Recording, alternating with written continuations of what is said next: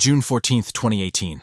A day burned into my memory. A day when I stood alone, my heart racing, my hands trembling, and my cousins laughing so loud, I swear the sound cut deeper than any blade. They mocked me in front of everyone, mocked the dream I had carried for years. That march I had planned, to them it was a joke, a failure waiting to happen.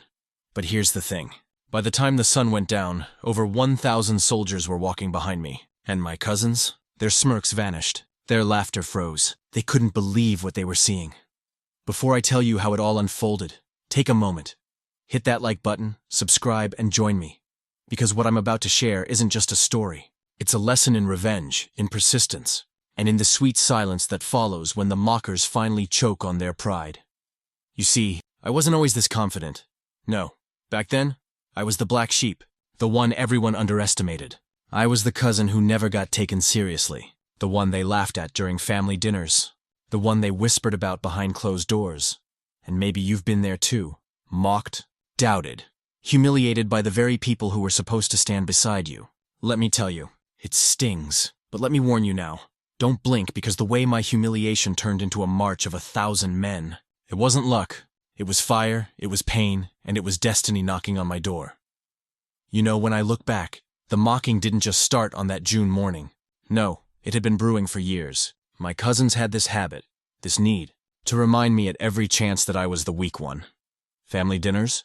Oh, those were their playground. They'd throw little jabs. Look at him, dreaming big again. Or, maybe one day he'll finally do something worth clapping for. Funny thing is, the rest of the family laughed along, and I did what most of us do. I forced a smile, pretended it didn't sting. But inside, it was like swallowing glass. I grew up in a house where competition wasn't just a sport, it was survival. My cousins excelled. Good grades, fancy jobs, connections, and me? I was the one with ideas too big for the small room I lived in. They hated that. They couldn't stand the thought that maybe, just maybe, I could rise above them without their permission. But here's the catch. Every time they laughed, a part of me hardened. You ever feel that? Like pain slowly turning into armor? One night, I remember clearly. We were sitting outside under the old oak tree, everyone drinking tea. I mentioned my dream of leading a march, of gathering men who believed in something bigger than themselves. Silence followed for half a second, and then the laughter exploded. You? My cousin sneered, nearly choking on his tea. You can't even lead yourself out of a room without bumping into a wall. Yeah, that one stung. And everyone laughed harder.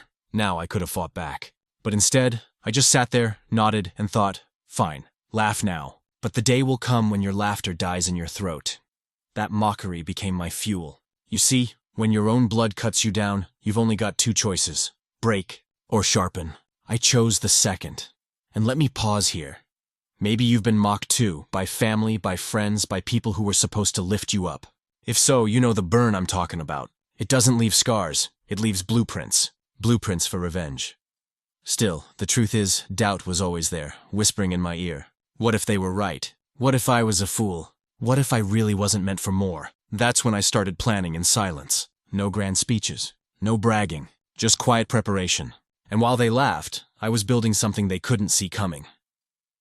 Now, here's the twist. The march wasn't just about me proving them wrong. No, it was bigger, much bigger. But back then, they couldn't see it. They were too busy laughing to notice the storm gathering behind me. And that storm? It was about to roar. They say every great fire starts with a single spark. For me, that spark was the idea of the march. Not just any march. A march that would prove once and for all that I wasn't the fool my cousins painted me to be. I wanted to gather men. Not rich men, not powerful men, but men who believed. Men who were tired of being overlooked, ignored, dismissed. The plan was simple. We would march together, shoulder to shoulder, through the town, showing that unity still meant something. Sounds bold, right? Almost noble. But to my cousins, it was hilarious. The first time I announced it, I can still see their faces. One cousin nearly fell off his chair laughing. Another said, "March with who? Your imaginary friends?" That stung, but I brushed it off. I told myself they'll see, so I picked a day, gathered my courage, and set out. I had told a handful of people, 5, maybe 6, to show up. And when the morning sun broke, I walked to the meeting point with my chest high, pretending I wasn't terrified. But when I got there, no one, not a soul. Just the echo of my own footsteps on the pavement. Imagine that humiliation, standing there, alone. while the thought of my cousin's laughter pierced through me like a blade. Now, let me interrupt myself for a second. Ever start something and realize in that moment you might have bitten off more than you could chew? That was me, except worse, because my family was watching, waiting for me to fail, and oh, did they celebrate. When they found out nobody showed, the mocking doubled. Maybe next time bring a marching band. At least you'll have the music, one of them joked. I smiled through it, but inside I was on fire. Here's where most people quit. And honestly, for a moment I almost did. I asked myself, maybe they're right. Maybe this dream is just that, a dream. But then something shifted. I remembered the oak tree night, the tea, the laughter, the smirks, and I thought, no, not again. Not this time. So I started again, quietly, strategically. I reached out not to dozens, but to one, then another, men who didn't laugh, men who understood. At first it was 2, then 5, then 10. It wasn't enough, not yet, but it was a start. Meanwhile, my cousins, still laughing, still whispering, still watching me with that look that said, "We told you so." And that's when I realized, good, let them laugh, because the storm I was building, they'd never see it coming. But here's the twist you don't want to miss. The moment the first stranger, a man I had never even met, stepped up and said, "I'll march with you," everything changed. That, my friend, was the true spark. And once it caught flame, nothing, not laughter, not failure, not fear, could put it out. They say momentum is a strange thing. It doesn't show up when you want it. It arrives quietly, almost invisible, until suddenly it's unstoppable. That's exactly how it began for me. The first time a stranger stepped forward, my heart nearly burst. One man, that's it. But in that moment, it felt like the universe whispering, "You're not crazy. Keep going." The next week, 2 more joined, then 4, then 10. Before I knew it, we weren't just talking, we were marching. Small, sure. Awkward at first, yes, but we were moving, and every step felt like a nail sealing my cousin's laughter into a coffin. Now, don't get me wrong. My cousins didn't stop mocking. Oh no, they turned it up. "Congratulations," one said with a smirk. "You finally found a fan club." Another added, "Careful, don't get tired leading your dozen followers." Their sarcasm burned. But here's the twist. I no longer feared their words, because behind me there were footsteps, real footsteps, and they were growing louder. By the 3rd march, people began watching from sidewalks, some curious, some amused, a few even clapped. Strangers I had never spoken to were nodding, whispering, pointing. That's when it hit me. This wasn't about proving my cousins wrong anymore. This was about showing the world that belief, raw, stubborn belief, was contagious.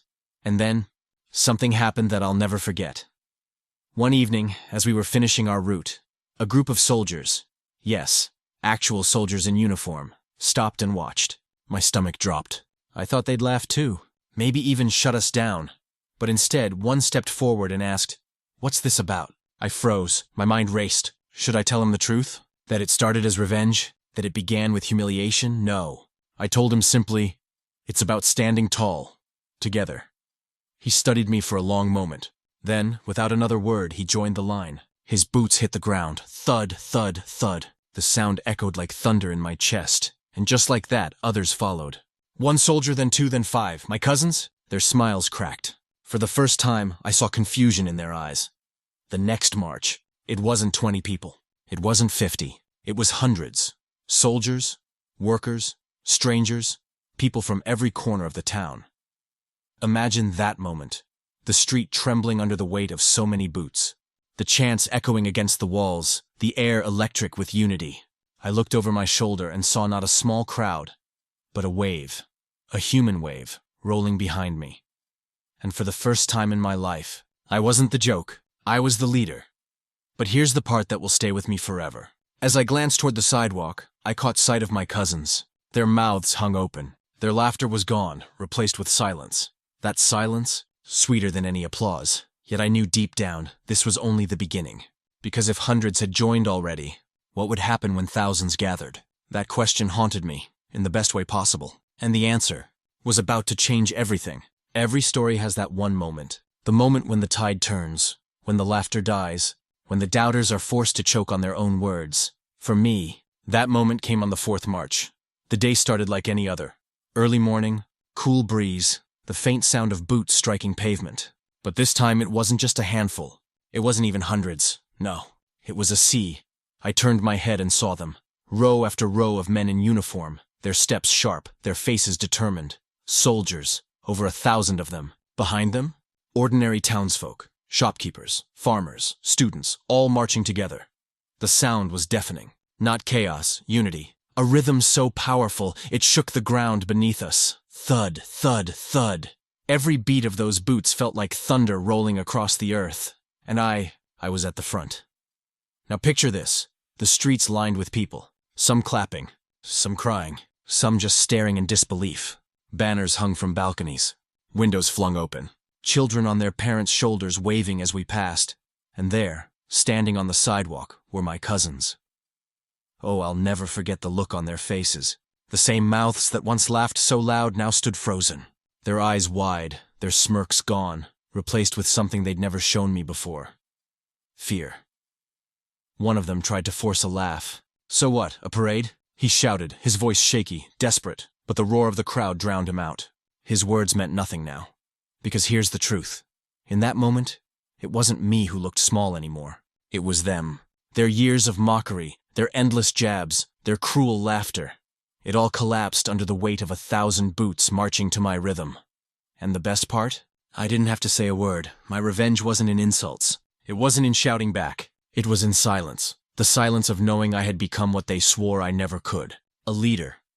As I led the march past them, I caught my cousin's eye. He looked away first. That, my friends, was the sweetest victory. Let me pause here. Think about it. How many times have you wanted to rub your success in the face of someone who doubted you? How many nights have you dreamed of standing tall while your enemies shrink? That was my moment, and it was worth every ounce of pain. By the end of the march, the square was overflowing. Over 1,000 soldiers. More civilians than I could count. The chants shook the air, echoing off every wall. The crowd wasn't following me out of pity. They were following because they believed. That realization nearly broke me. Tears filled my eyes, but I held my head high. Because this wasn't just about proving my cousins wrong anymore. It was about proving myself right. And yet, even in triumph, I couldn't help but wonder. What happens when the laughter finally stops? When your enemies no longer mock you, but fear you? That question lingered as the sun set and the chants faded into the night. But one thing was certain. My cousins would never laugh at me again. Because once you've walked with 1,000 soldiers at your back, you never walk alone again. You know, victory is strange. When you dream of it for years, you imagine the cheering, the faces of your enemies crumbling, the sweet satisfaction of proving them wrong. And yes, I had all of that. My cousin's silence, the soldiers at my back, the roar of the crowd. But later that night, when the chants faded and the streets emptied, I sat alone and asked myself, what did it all mean? Because here's the truth. Revenge feels sweet, but it doesn't last. What does last is transformation. I realized that day that I didn't win because I embarrassed my cousins. I won because I refused to let their laughter define me. Think about it.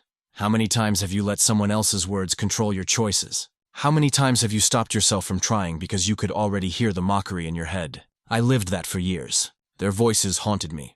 But the moment I chose to move forward, even when I stood alone, everything changed.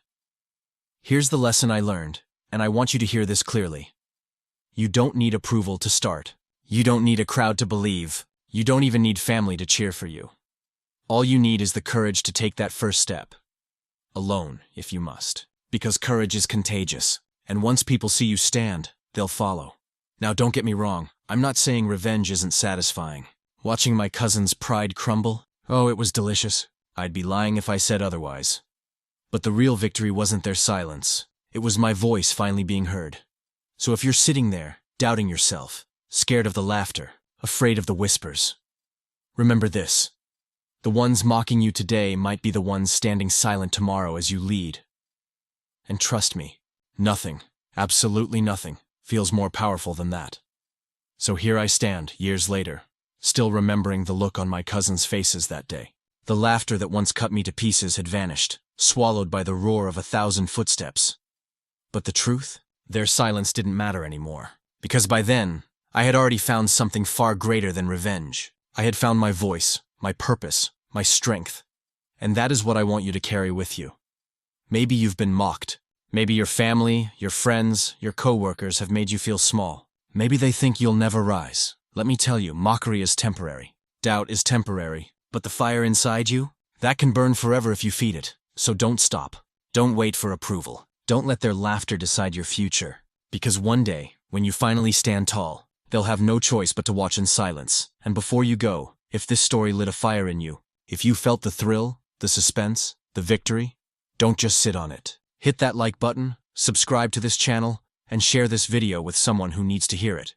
Because somewhere out there, someone is being mocked right now. And maybe your share will be the spark that helps them rise. Remember, when you walk with courage, you never walk alone. And trust me, the march ahead of you is just beginning.